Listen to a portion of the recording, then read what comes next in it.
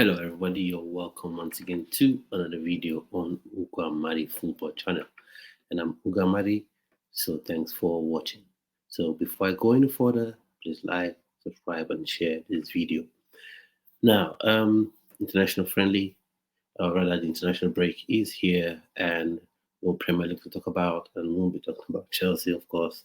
There are no matches to sort of preview for Chelsea. So I will be rather previewing or rather giving an update um, regarding the Super Eagles team and those who have made it into the squad going into the two friendlies that the team has again coming up against first Saudi Arabia on the 13th, which is Friday, and on Monday, the 16th, versus Mozambique in the international friendly.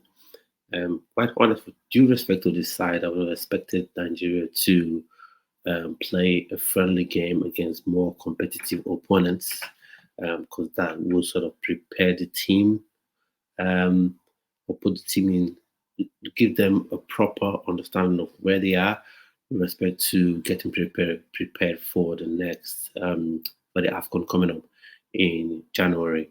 So, but all in all, it's not too bad. Not all is lost. I think this game still presents an opportunity for players to test themselves and for the coach to start formulating these tactics going into the Nations Cup. So these two friendlies, let's see how they go. So I'll be giving a quick update on the of those who on the squad, those who've made it into the squad, and give my opinion on those players who have made it into the squad. So I would now share this yeah, share this with you. So Zoho, that's the goalkeeper, Bohi, Bright, yeah, Jordan Toriaga, I think, yep.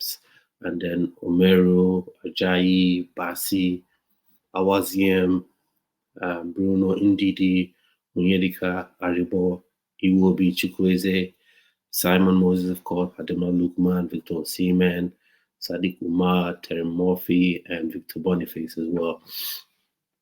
So, those are those who are in camp. So that's really, really very good. And for those of you who can remember, it used to really be a problem for the internet for internationals turning up to friendly game to international games, especially friendly games. But I think the this current crop of stars have turned that around, have turned a new leaf, very different in that regard. So that's very good, and to see because you have the bulk of the squad there, and then expected arrivals and for today Onyedika and Iheanacho and Fisayo, as well as unconfirmed arrivals saying Leke Ojo and Leia Debayo. I don't know who those players are, if I'm honest. I don't know, maybe they're home based players, not too sure. Although I would have wanted to see maybe Anako Adams as well. Possibly he could have made the lineup.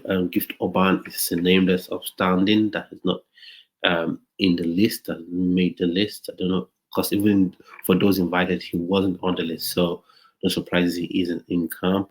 Wondering what is wrong. Probably he's injured. Hopefully not too serious because he's someone who's different from what we have. I know Victor Osimhen stands head and shoulders above every striker that the team has, and so looking forward to, and he stands head and shoulders above every striker that the team has. So it's good that he's in there.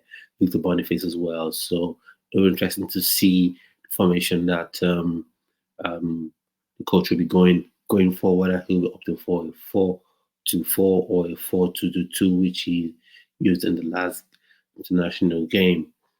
For me, really, I think this team is missing out on something. In terms of wingers, we have Simon Moses, we have Chukwueze, and that's something that Nigeria produces, you know, produces in spades. Wingers, that's not a problem.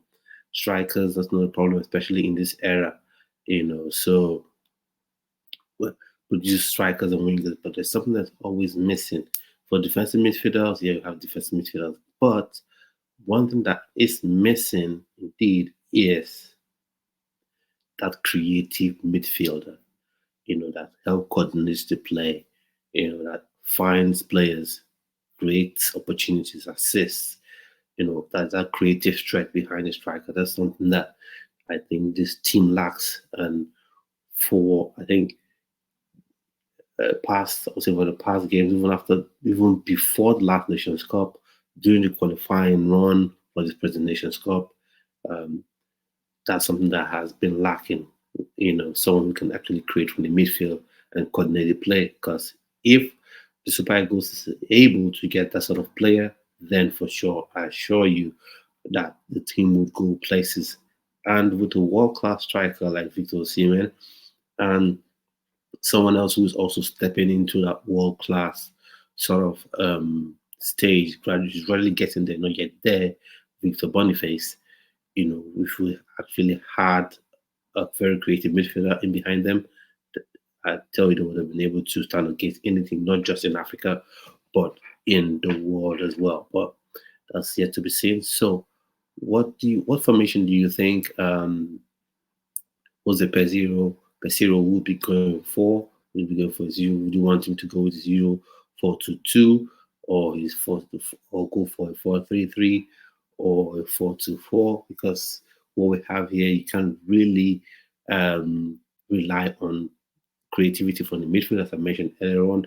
Possibly, we're looking to have a creativity come from the flanks, and so you have two midfielders that win the ball in the midfield, and then immediately put the ball straight to the wingers who put crosses into the box, or you have a long pass, sort of bypassing midfield to get to Victor Osimhen, who lays it off for Boniface, and vice versa as well.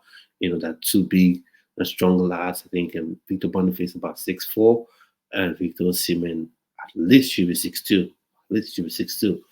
At the very least, it should be 6'2". So we have two very big, strong centre forwards, pacey centre forwards.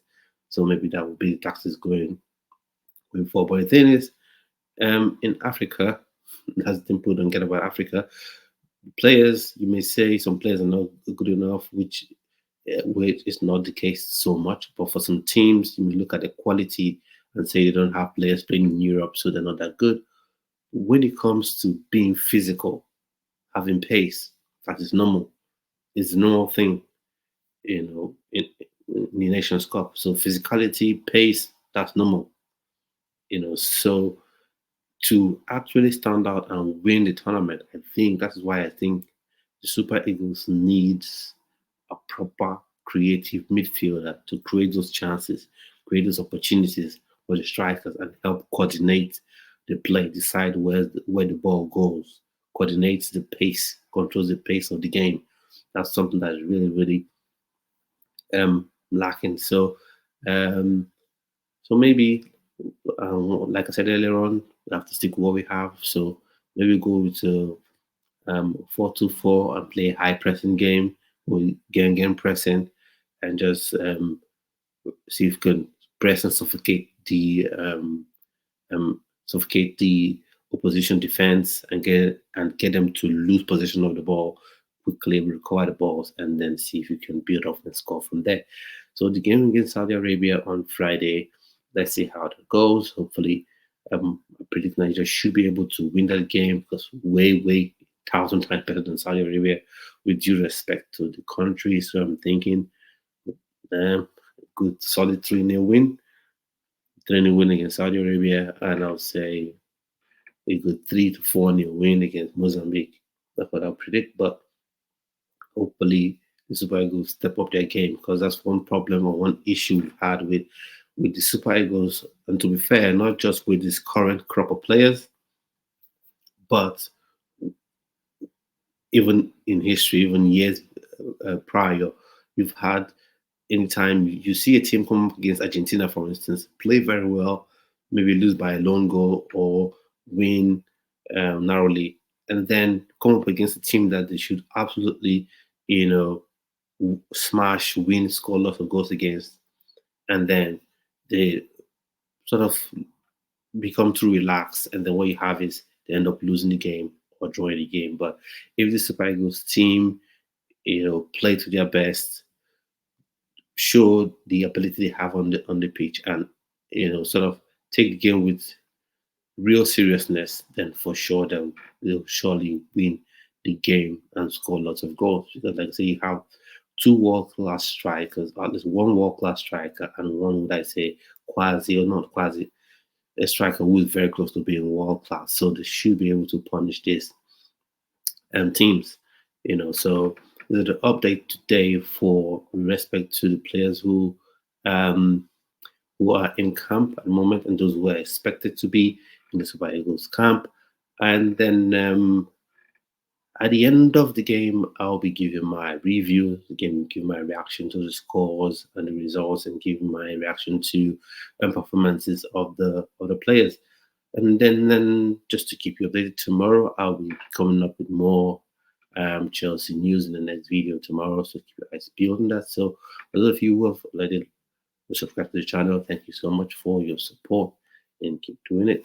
And so at this point, I would say thanks for your continued support and watching this video. Just like the channel not too long ago, but just to give a plug as well. If you want to hear me talk about my comic books and my creative work, you can check on my other channel, and it's like Google Creates and Comics TV. And you can also check out my website, www.wahalacomics.com. That's for everything concerning my comics. But if you're just interested in what I have to say about football, what I have to say about Chelsea, what I have to say about the Super Eagles, and general footballing issues and news, then stick to this channel. Stick to the Google Football channel. So that's it on today's video. Thank you for your support and watching this video as usual, and do have a fantastic rest of the day.